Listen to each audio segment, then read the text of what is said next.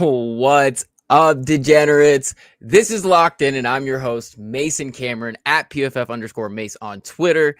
And with me, as always, my partner in crime, Vishal Gupta, at Vishal_Gupta95 on Twitter. It's conference championships week. We only have 4 teams left, some barn burner games in the chamber. Last week was a great week. It was amazing. A lot of really good games. We were lucky. A lot of snow games. Luckily, I think we have a little bit nicer weather in store for us for these games. So no Arctic conditions like we saw on the Sunday night slate last week. But I'm excited to break it down. How are you doing, V? How are you living? You excited to make some money today? Very excited. It should be a phenomenal weekend. Two great matchups. I think these games are going to come right down to it. These are going to be some super fun games. I think, regardless of the outcomes of these games, we're going to have a great Super Bowl matchup in a couple of weeks. So yeah, super excited to get into this weekend and watch some of these games. Oh, it's gonna be good no matter who comes out of this Yeah. one for sure.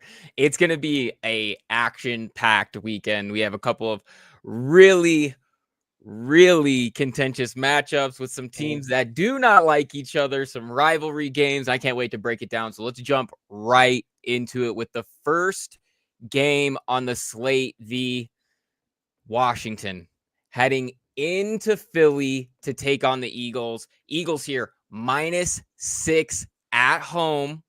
Game total on this one about 47.5 points, depending on where you're shopping. Hey, what can we say about the Cardiac Commanders? What a game. I won't lie. I did not expect them to do what they did last week. Been pretty incredible run for them through the playoffs.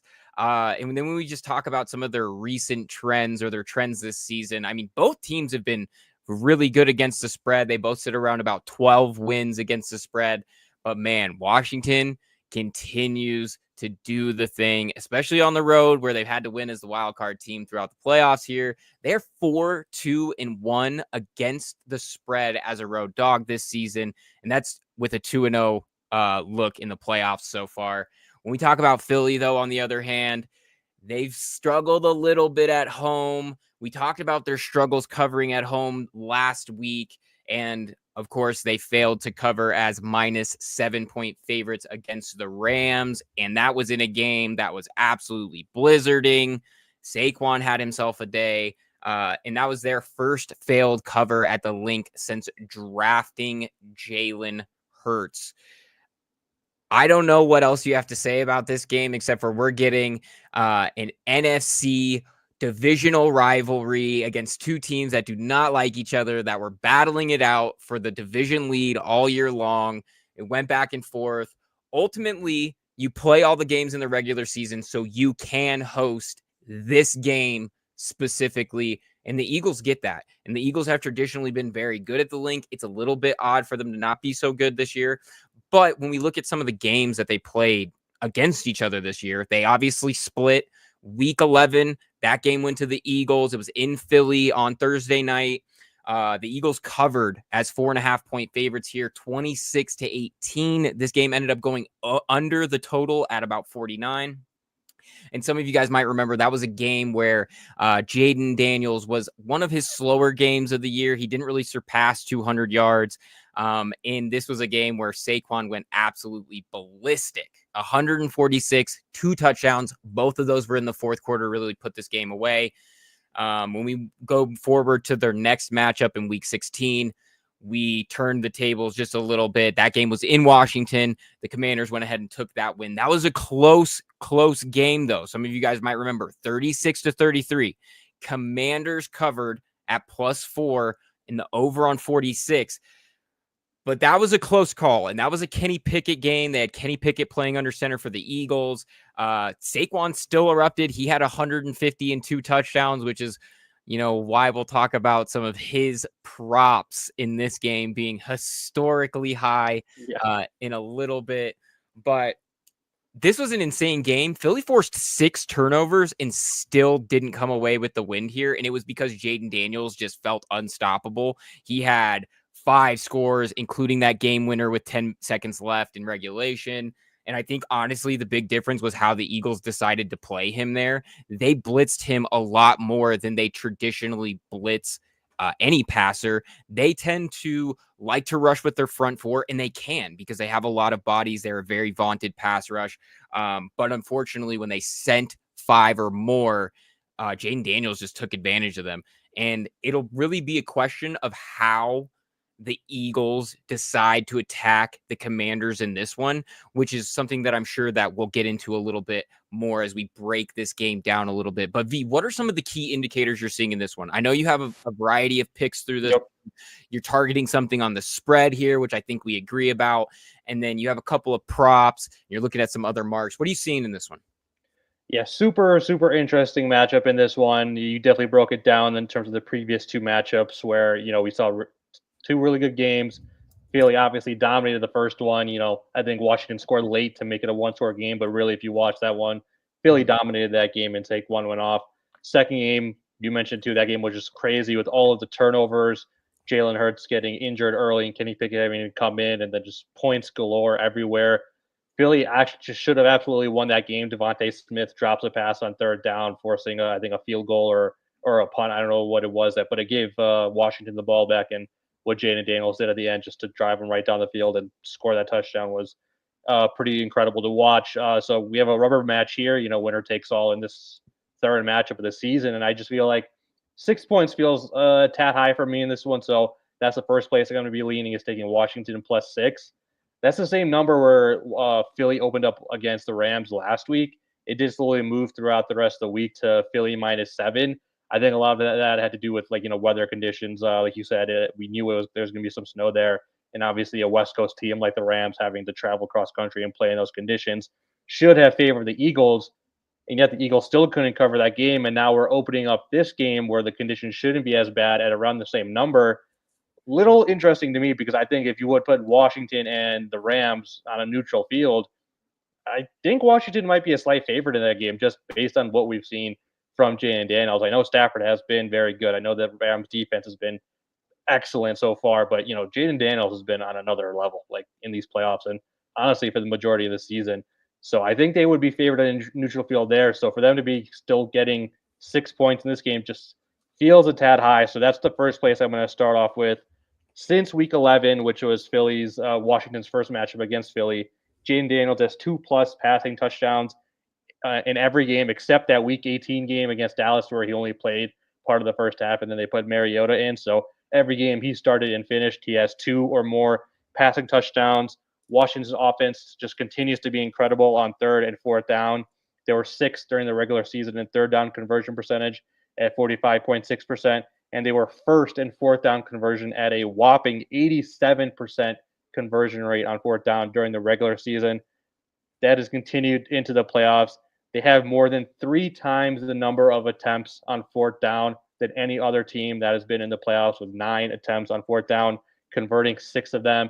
So that's a 67% clip converting on fourth down. That is just incredible stuff. And again, we've been talking about it pretty consistently throughout the playoffs and throughout the regular season, even going back to last year.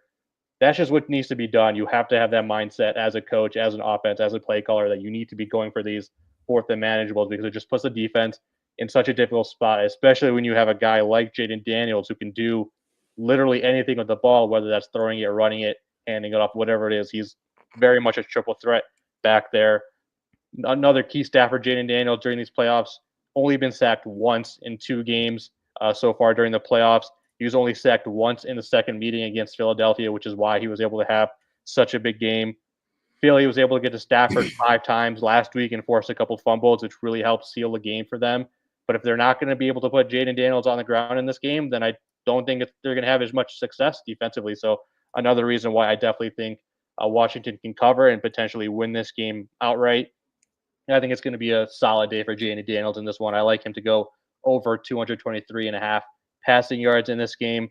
Again, not including the Week 18 Dallas game. Jaden Daniels has gone over this number in 7 of his last 8 games, including the second matchup against Philly.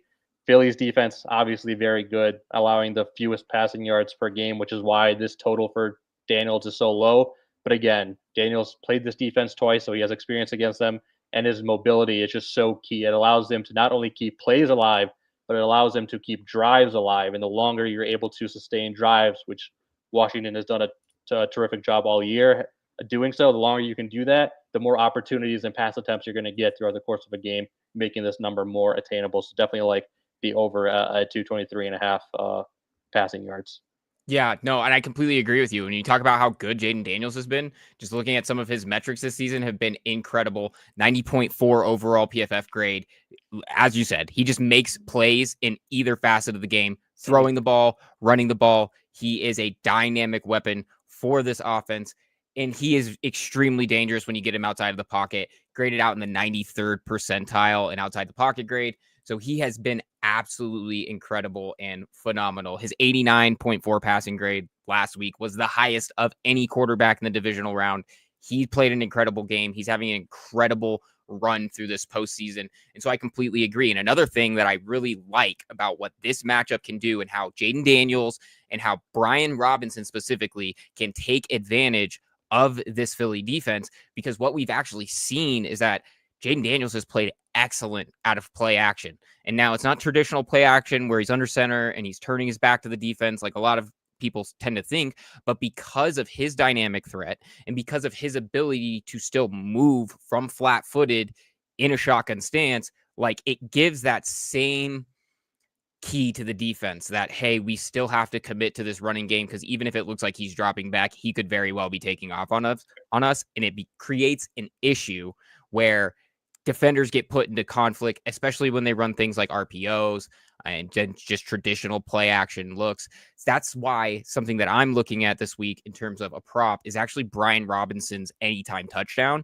For the biggest thing for me is that this one's just kind of mispriced at plus 195. That's a really, really good deal when you look through the sheet of anytime touchdown scorers, especially when he had two key goal to go scores last week. He had 7 goal line carries in the postseason, and he had that many over the final 7 weeks of the regular season combined.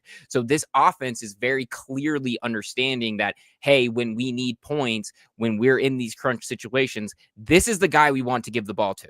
The guy who is going to run like he needs to break the plane, or somebody that abducted his family is not going to give him back like this is an action movie or something. He is literally in the end zone like that.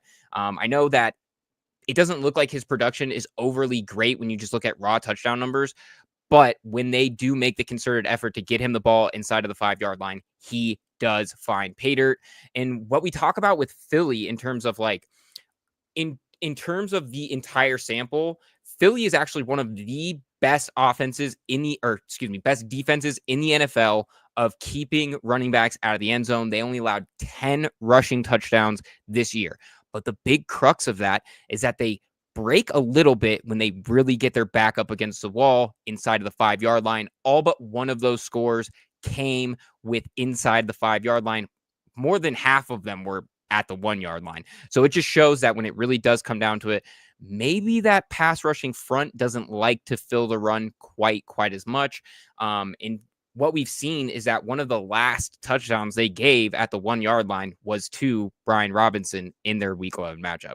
So something that we do want to see from them is going to be, I want to see them running the ball. I want to see them pressing. I want to see them balancing their attack and then attacking them when Jaden Daniels picks his spots, and really limiting their risk in terms of putting this ball in the air where these really, really good Eagles corners can go and make you pay.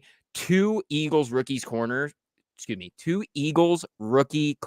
that was a tongue twister for some reason, are finalists for the AP Defensive Rookie of the Year. Cooper DeJean and Quinyon Mitchell, they've been very, very good this year. I'm pretty sure Quinyon Mitchell's first interception was that last week or the week before? I think it was against the Packers, I believe. Packers, yeah, okay. So he got himself on the board. You can tell one of the reasons he doesn't have a ton of interceptions is because he's a sticky target. And guys don't target him because your quarterback's not seeing his coverage is open.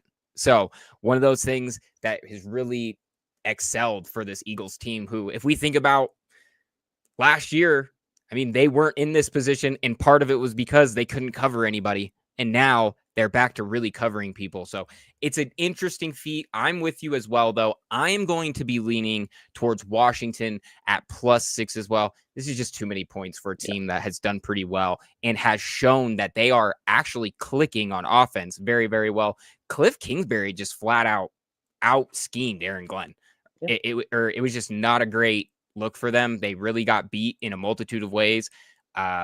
Something that I'm going to want to see again this week, which, has been a surprising feat for Cliff. Yeah, and let's give credit to that Washington defense too. Like, I think that was a bigger surprise, maybe even for me, was what they were able to do defensively. I know they still give like a ton of yards.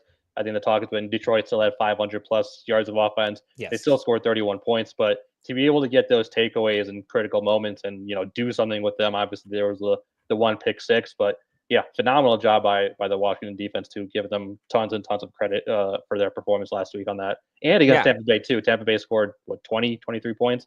That's another phenomenal. So 2 great weeks defensively in terms of where we thought they would be, and them just way outperforming expectations. Yes, the 5 turnovers against the Lions, and then you add another one against the Bucks. Mm-hmm. Like, when you're turning the ball over like that, it's hard to beat you, especially if you're putting up points the way they have been.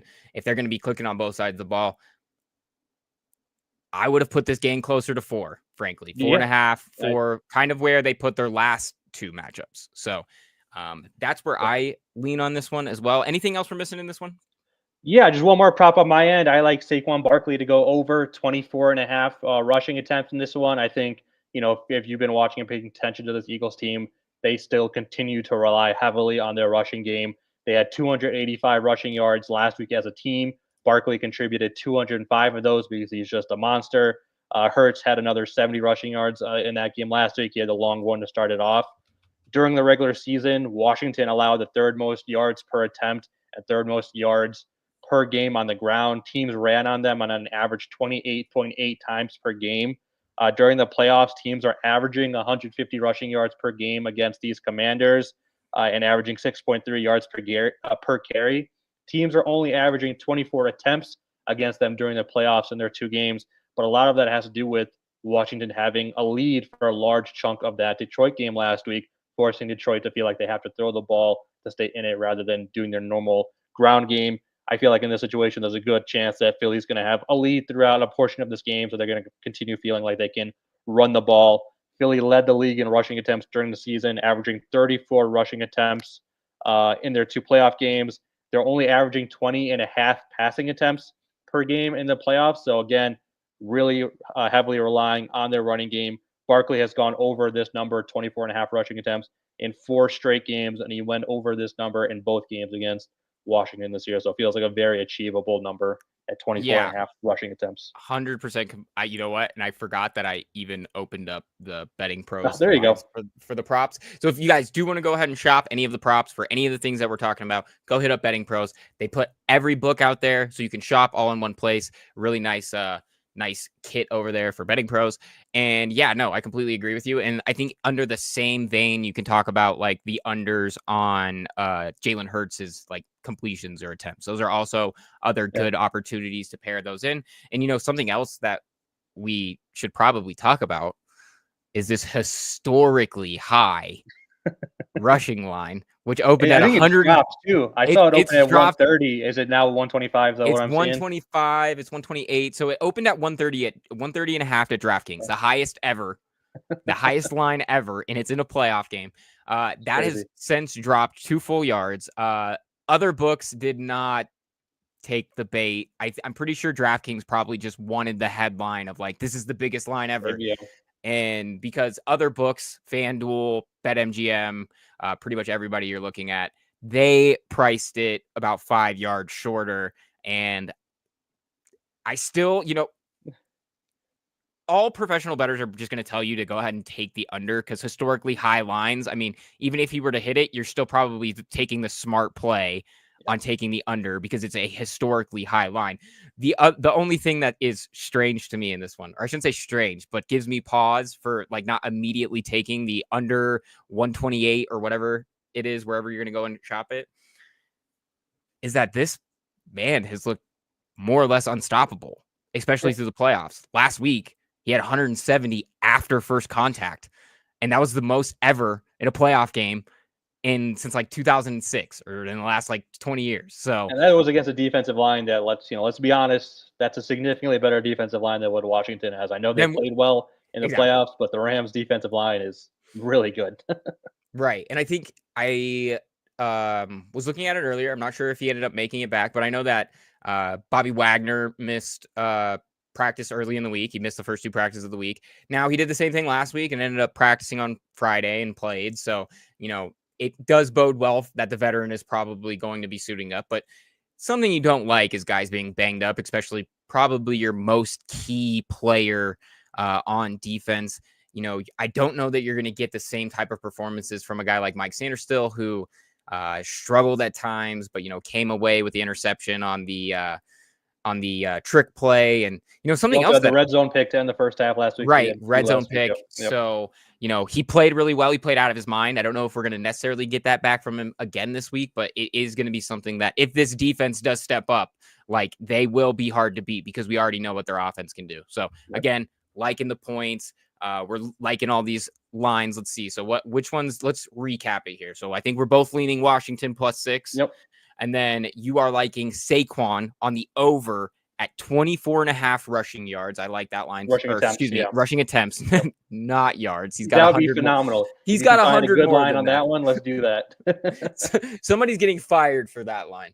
Okay, we also have a Brian Robinson anytime touchdown at about 195. Feel free to shop around for that. Get your best price there. And then you are also hitting on the over for Jaden Daniels passing yards at 223.5. I like it. I think it's a good card for that game. So that's going to be a good one. That's going to be great. But we head into the big one, the one everybody's waiting for, V. Mm-hmm. The Buffalo Bills are heading into Kansas City for the matchup we all know and love, the perennial. This is going to be an amazing game. Frankly, it's not quite the usual matchup we see between two offenses that are absolutely unstoppable. The Chiefs have been winning by a lot of defense.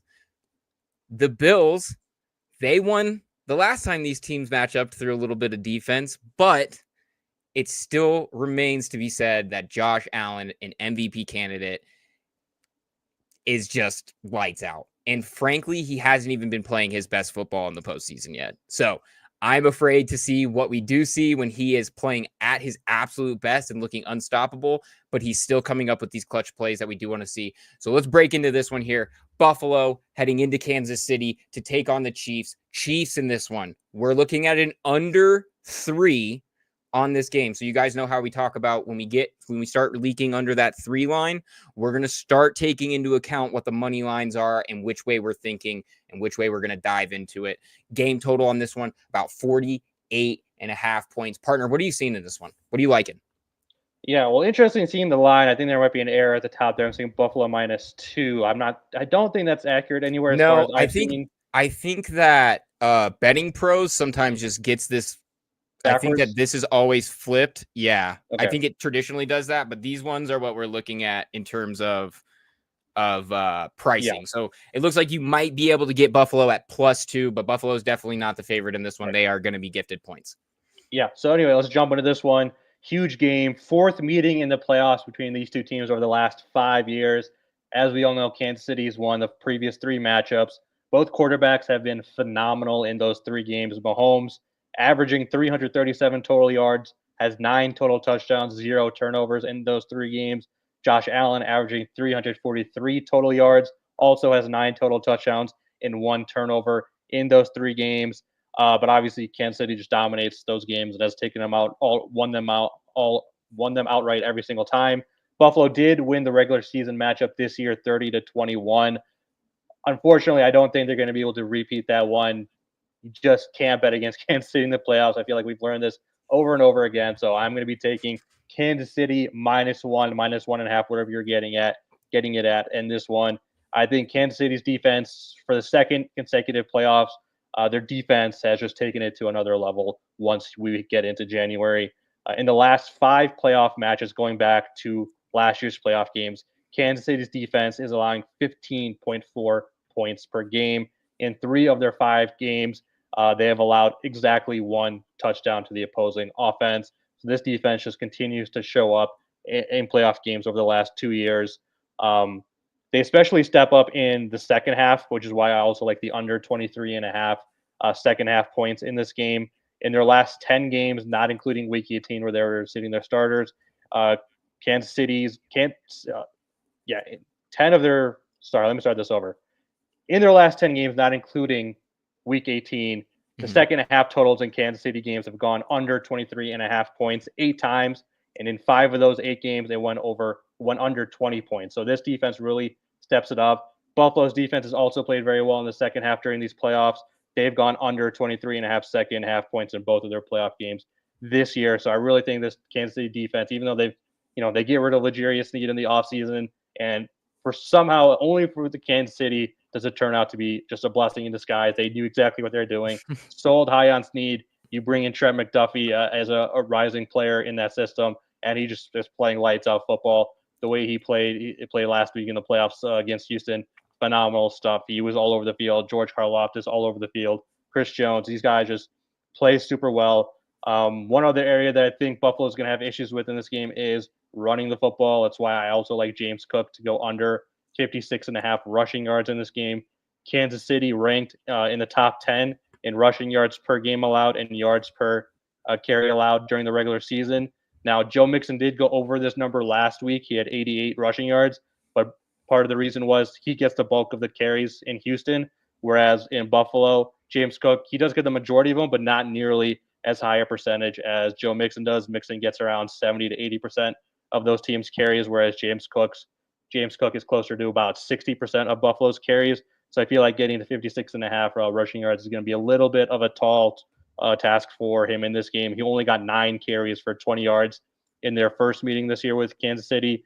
Buffalo only ran the ball 19 times with their running backs in that game, whereas Josh Allen alone had 12 carries in that game. So it feels like perhaps Buffalo's offensive game plan is really put the ball in Josh Allen's hand, let him dictate whatever's going to happen. He's going to be the one who determines if we win or loses this game. So we're going to let him carry the ball, throw the ball, and we're not going to rely on our running backs quite as much. So definitely give me under James Cook rushing yards and under second half points at 23.5 in this one. Yeah, I mean, it makes sense, especially when you talk about what the Chiefs have been able to do defensively. One of the things that does give me pause is I'm really, really hoping that Chris Jones's calf is going to be okay. I know that he had to come out at a point last week. I thought it was going to be a pretty pivotal point that might come back to bite them, but he ended up back in the game, I'm pretty sure. And they just needed to massage out his calf. It's a little bit worrying because you want to make sure that their best, most dominant defensive player is undoubtedly on the field. You also make a really good point about Trent McDuffie. He was the highest advanced coverage grade corner over at PFF. He's been fantastic. One of the big things when I look at this game where I'm actually targeting the over in a slightly different reason. The game total over at 48.5, which doesn't necessarily exclude a 23.5 point second point game total potentially. One of the things that I do see in this one is when we just look at their against the spread records as well, Buffalo 12-7 against the spread. They're only 5-4 against the spread on the road this year. So a little bit worrying when you think about that. But conversely, Kansas City's actually struggled at home covering games. They're 3-6 against the spread at home this year. They failed to cover last week, -9.5 versus Houston, and they failed to cover as 3-point dogs in Buffalo in Week 11. When we talk about the game in Week 11, like you said, the Bills won. This game was in Buffalo, 30-21. Like you said, Bills covered. The game went over 47.5. KC really fought back in that one, and this game was pretty close down the stretch, but what we did end up seeing is that the Buffalo defense actually stepped up, which was a little bit odd for them. Yep. They got that pick that forced Mahomes into the pick, sealed the win. The biggest thing for me, though, when I'm IDing this over is the Buffalo secondary is just still not great. Like, they've played a little bit better here in the playoffs. They didn't exactly break under the weight of what Baltimore was doing. But then again, it was frigid. I don't know that you can necessarily take passing metrics in games where it's super duper cold, no matter, even though Lamar ended up popping off there in the fourth quarter, had himself a day overall too. It just wasn't quite enough to overcome what Buffalo was doing. But Buffalo in general is near the bottom of the league. They're bottom 10 in EPA per dropback. They're the second to last team in team coverage grade in the postseason. And I know last time they played, Mahomes only had, or excuse me, not last time they played, last week, Mahomes only had 177, but he put up 3 big time throws. And that's what you want to see, because it really just takes one missed tackle, one lapsed coverage, one breakdown, and that ball goes to the house with a team like Kansas City because of the speed and the talent they do have at wide receiver. They're getting healthier and healthier. Hollywood almost caught an insane one the other day, and I just was shocked at that one. That one might have counted. I don't know. They didn't review that one because nobody challenged it or nothing. But he might have caught that one. I seen that one from what I saw. I think he caught it. That's what I'm saying. I was thinking so too. But so it's one of those things that if they're getting Hollywood and he's clicking now, finally healthy and feeling good and playing well, and then you have a veteran like DeAndre Hopkins. He had 0 catches last week, right? Hop 0 on 1 target, and they still won like easily. And they won easily. And it's funny because I actually wrote a piece over at pff.com about like best landing spots for wide receivers or best landing spots for the offensive free agents. And I wrote one where I was like, oh, DeAndre Hopkins, he goes to New England. It's a nice little fit. He can help mold their young receiving talent and help add them. I got so many messages that were like, we don't want that bum. What happened? We don't want him. 0 catches. I was like, dude, do we not watch the tape? This guy's talented and they won the game. Like, what are we talking about? Like, he is still a fantastic receiver. He still has the ability to make game-changing plays. Yep. And when we talk about it, he's not even their first target. They have plenty of other targets to feed the ball to, so they don't need him to necessarily pop off. Right. So I still consider them a threat to score in red zone situations. And that's also all without talking about Travis Kelce, who continues to be a game changer in a sense that he affects the game away from the box score. He very much has a lot of gravity in secondaries. So when he runs routes, teams commit more than one guy to him. Even when they don't double cover him, they make sure that somebody has an eye on him and is there to close on him should coverage lapse. So when we see something like that, I like that. If Mahomes is going to be throwing some big time throws, I think that this is going to be just enough to get them over this line at 48.5. 48.5 is pretty high, but I'm not going to lie. I took a lot of lumps last week taking so many unders, and I'm pretty sure every single game ended up going over, including. I think this Kansas City Houston was the only one that it was the only under. It's so funny because Houston last week was the only over, and now Houston this week was the only under. So it's just one of those things where I am leaning towards that being a pretty big issue for them, but I don't necessarily know if this is going to disqualify the Bills from keeping this game very, very close, which I do lean with you as well. While it's not necessarily going to be on my card, I do think that -1.5 for Kansas City is probably the way to lean. It's just tough to bet against them in the playoffs. Mahomes, we talked about it last week. Mahomes 13-5 in the playoffs against the spread. Now 13-6, I guess, technically, because they didn't cover last week. But that's still a really, really good number, you guys. A lot of guys don't even have that many games in the playoffs, let alone a record that good. So, like, when you have a sample that big and you have a record against a spread that good, it's really, really hard to fade you. So I'm right there with you. I like that pick. And I think we might have one more here. V, are you targeting something else on this ticket here? I am, and it's going to be rely around Buffalo's defense, like you just brought up. I know they were a key reason why they won last week in terms of taking the ball away 3 times, 3 critical takeaways. But they gave up a lot of yards to Baltimore, like you had mentioned. Lamar still had a really nice day to finish things out, 254 passing yards. Baltimore as a team at 176 rushing yards on 30 carries. That's an average of 5.9 yards per carry. So this Buffalo team, they got gashed a little bit in terms of yardage and points, but they got the takeaways, which helped them win the game. But you cannot rely on takeaways against Kansas City. This is almost an unbelievable stat. They have 0 turnovers in 8 consecutive games. The last time Kansas City, we'll say that again. Was it week 11, right? I think. Yeah, that's what I said. The last time this Kansas City team turned the ball over was against these Buffalo Bills back in week 11. That's how long it's been. That's just unbelievable stuff. I can't even wrap my head around it. I can't believe that's a real stat. And now on top of that, Buffalo's defense is dealing with some critical injuries. Taylor Rapp, who had that first interception against Lamar last week, he has already been ruled out with a hip injury. And then their starting corner, Christian Benford, is listed as questionable, but it seems unlikely he's going to play because he's dealing with a concussion issue. He was limited in practice on Wednesday and Thursday, and then he was a DNP today on Friday. So when you go from practicing to not practicing on a Friday, that's usually a really hard situation to overcome. So now he's going to be out.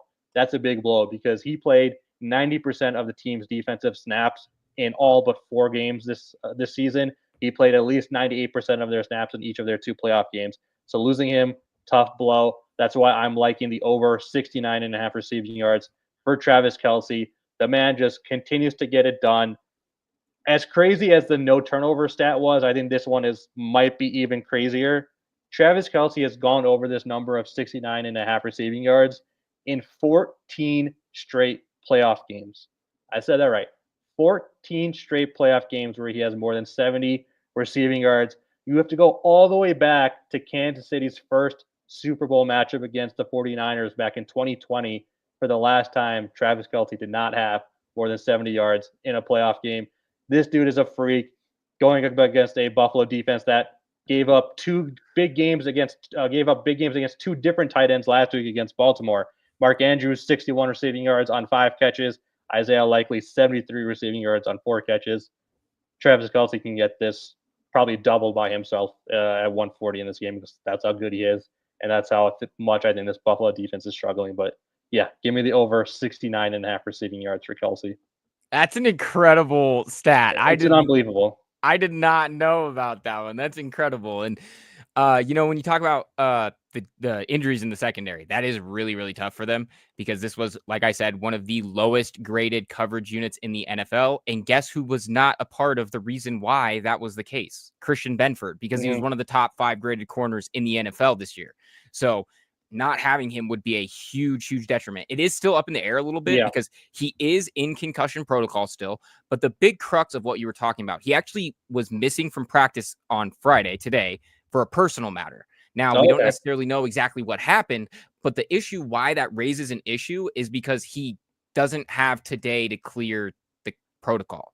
So he has to clear tomorrow, or I don't think he can play. I mean, I guess they could try to clear him on Sunday. I'm not exactly sure how the procedure works. Yeah, it's a little bit confusing around that protocol there for sure. Yeah. So we'll have to see exactly how it comes out. But if they're missing both Taylor Rapp, who is out with a back injury, it's a fairly serious injury, it sounds like, or maybe he's not going to need surgery necessarily, but a back and a hip, and he's not feeling great. So he was ruled out early in the week. And then not having Christian Benford, that could spell trouble for a Buffalo defense that has struggled covering. So that's where I feel too, V. That's an incredible week. It's an incredible game. I'm still trying to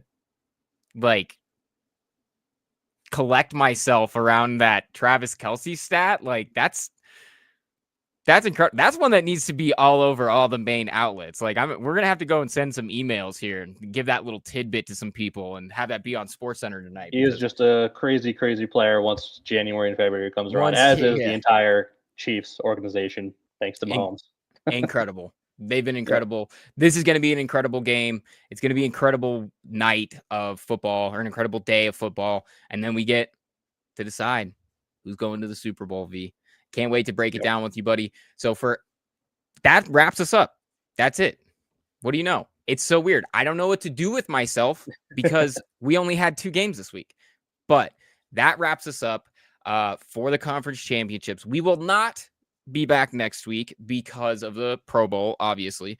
But we will be back the following week with our Super Bowl spectacular. And as you guys wait all year for, I know, I will have a pick for what the winning Gatorade color dumped on the winning coach will be.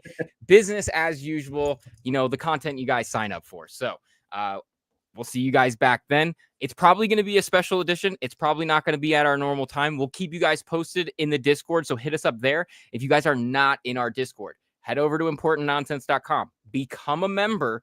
That's how you get access there. You can ask us all of your betting questions. You get all of our picks in there, as well as some picks from guys like Jason, who's awesome. Won a bunch of people their fantasy leagues this year, probably the best in the business. terms of fantasy. So go hit him up about any of your off-season fantasy stuff.